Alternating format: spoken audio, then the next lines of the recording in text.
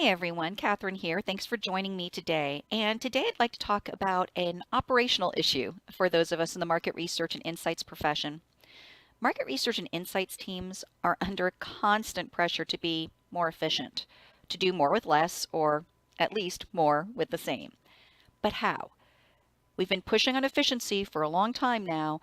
How do we keep pushing on efficiency? How do we keep optimizing it? Well, at the highest level, the answer is by evaluating our resources and processes. Are there opportunities to improve the resources and processes that we use to perform market research and insights work? Today, let's focus on resources, the tools, the people, and other assets that are the building blocks of market research and insights. One way to identify potential efficiency boosters is by evaluating how the team itself is structured. What are the roles? Who does what? Is the work process itself efficient, or is there something about how we've allocated our human resources that may be prone to either time-sucking errors or just roadblocks in general? So let's dive on in. One way to rethink how a team is organized, how we're allocating those highly valuable people resources, is to think about how we're defining the job roles. And this gets to a question that has something that's kind of come up over the years over and over again. Are the best market research projects done by one person or by a team? So think about your own experience. Those of you who've been in market research and insights work for a while, you've probably had a few different experiences. Maybe there have been times when you've worked on a team where everybody on the team is basically responsible for a project from start to finish. And perhaps you've also been on teams where things tend to be more specialized, where maybe there are people on the team who have very specific functions. Maybe you've got somebody on the team who's really their superpower is about data analysis. That person may not be involved with, for example, questionnaire design or programming, but they are your go-to person on data analysis.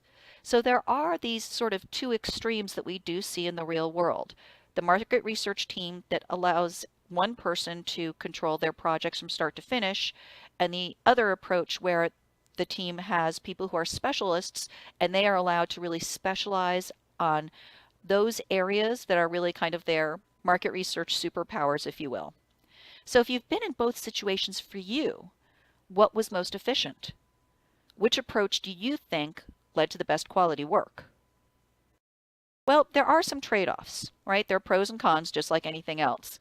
Let's just use survey research as a simple example. Let's imagine that we're on a market research and insights team that does a lot of survey research. And you're reevaluating for the upcoming year and you're thinking, hey, is there a way for me to improve the efficiency of my team?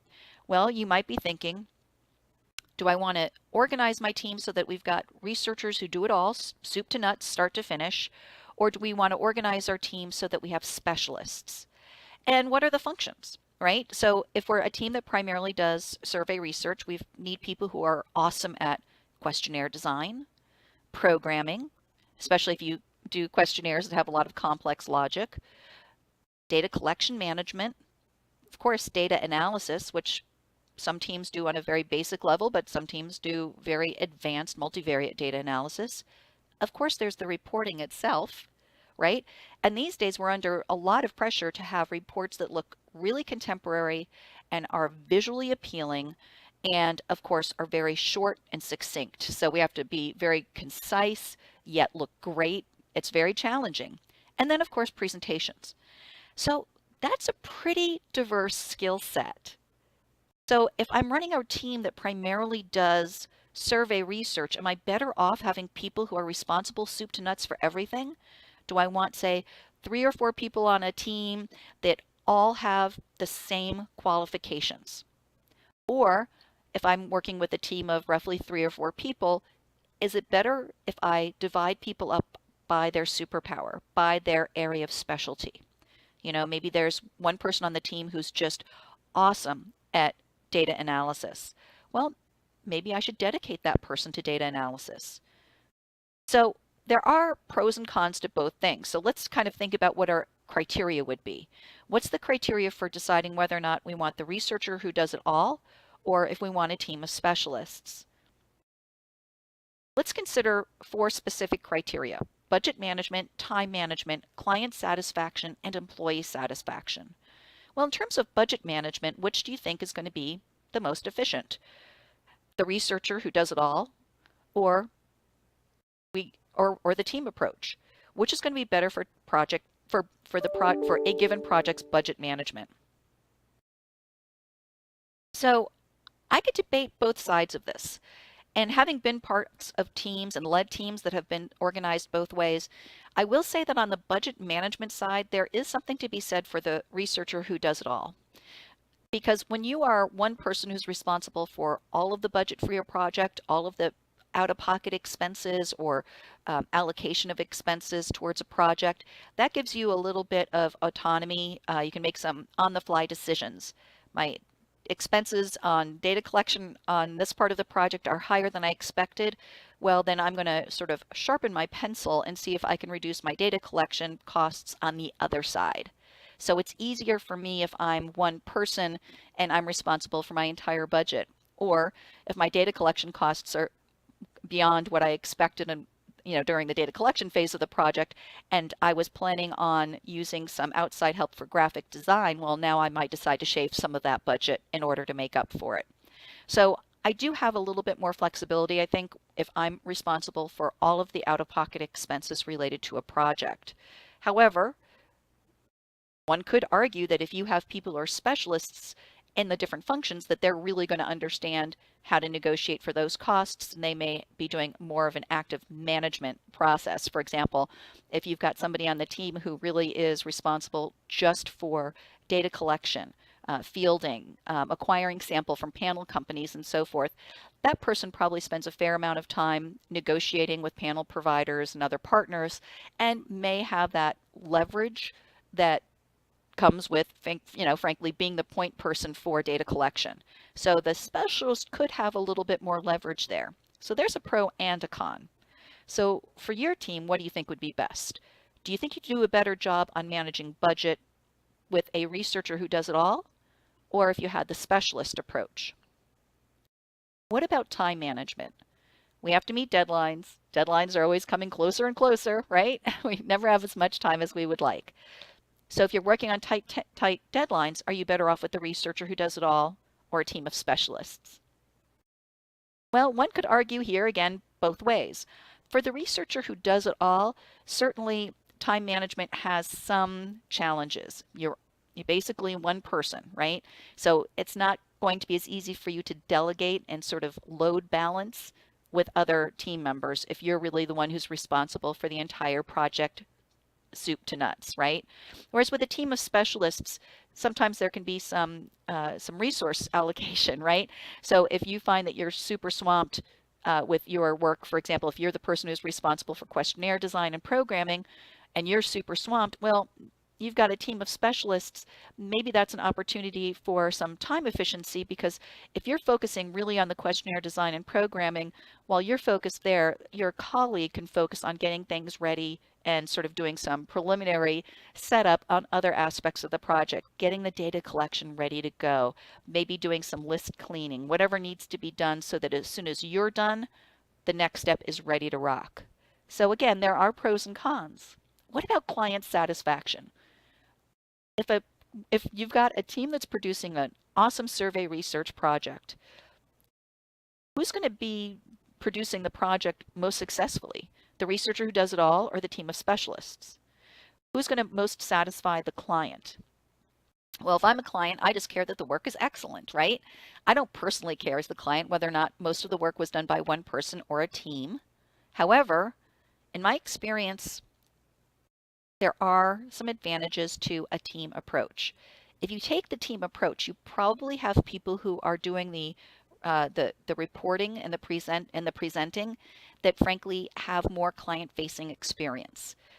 If you've got somebody who specializes in the reporting and the presentation aspect, they probably have the skills, they have the time and the expertise to be perhaps more consultative in how they are developing recommendations and key findings. Whereas if you have one person who's responsible for questionnaire design and programming and data collection and data analysis and reporting and doing the presentation, well, that's a really diverse skill set, but are they going to be as awesome as the specialist on the actual reporting and the presentation? So this is part of the challenge. It's hard to find people who can do all of those things with excellence, right?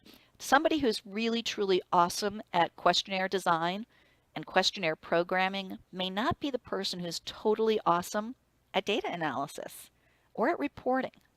So these people can be really, really hard to find. So assuming you are able to find people who can do it all, well, one could argue then that client satisfaction could either come from the researcher who does it all or the team of specialists. However, in my experience, there is a little bit of an advantage there for the team approach because, again, finding the people who can really create deliverables and presentations that are executive ready is a very special skill. Also, frankly, the brain power of collaboration. If you do have a team of people who have slightly different skill sets and areas of expertise, the collaborative effect can really help boost the power of a specific project. Of course, the researcher who does it all can have fewer meetings, has some efficiency on their side too. So there is something to be said. All right, so the final question is, which approach is better for the employees, for the team members themselves? Well, this one is really diverse because I do know teams where basically the researchers do it all. So it's a team of researchers who basically run their own projects start to finish. And there is some employee satisfaction there because they don't have to be dependent on others at key junctures of the process. Nobody's holding them up. They get to work as quickly or as slowly as they want. They are truly the masters of their own domain. And so there are definitely some people who prefer that. They want that autonomy. And they also want that ownership. It's really satisfying when you have done an entire project start to finish and you have your final product. You have produced something. And I understand that, for a lot of people, that's hugely satisfying. However, again, it's really challenging. Not many people are going to be excellent at all aspects of that project. So in reality, there are a lot of people who would rather be doing those things that align best with their natural skills and talents, or their superpowers, as I like to think of them. If you have the team of specialists approach, people may in fact be more satisfied. The person who's really awesome at reporting and creating presentations, if they get to really focus on that for the majority of their job, that's wonderful. They get to really hone that expertise. Let them do what they're excellent at and continue to improve that. Do you have somebody on the team who really is awesome at data analysis? Fantastic. Maybe by allowing them to specialize in data analysis, they can actually advance the team's work.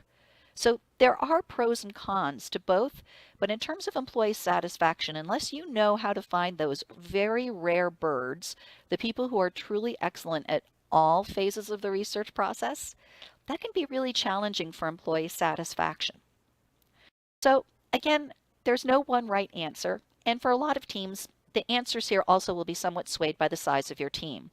If you have a team of, say, 1 to 3 people, you're probably looking at a scenario where you are going to need the researcher who does it all approach.